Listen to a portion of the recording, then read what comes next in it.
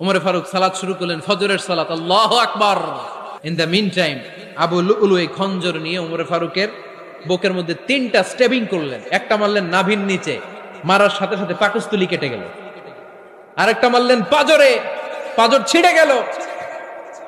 3টা মারার পরে উমরে ফারুক বললেন, কাতালানি আল কাল, এক কুকুর আমাকে মেরে ফেলেছে।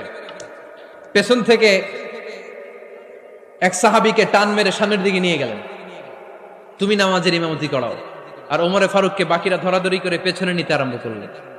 আর এই আত্মাই আক্রমণ যে করেছে, সে কাতারের মাঝখান দিয়ে যেতে আরম্ভ করলো আর 2 দিকে ছুরি মারতে আরম্ভ করলো।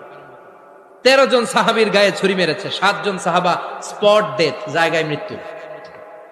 এই ভয়ঙ্কর অবস্থা দেখে এক সাহাবী বুরনুস, এক ধরনের জুব্বা আছে মাথাওয়ালা, অনেকে জ্যাকেট পরছেন না এরকম মাথাওয়ালা, লম্বা জুব্বা আছে আরবরা শীতে পরে মাথাওয়ালা, এই মাথাওয়ালা জুব্বা বের করে এক সাহাবী জালের মতো তার দিকে উড়ায় মারল।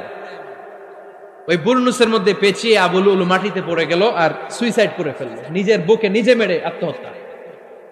যেই সাহাবীকে ইমামতির জন্য দাঁড় করালেন, উনি ছোট্ট সূরা দিয়ে প্রথম রাকাতে সূরা আল কাউসার, দ্বিতীয় রাকাতে সূরাতুল ইখলাস দিয়ে নামাজ শেষ। ওমরে ফারুক বেহুশ।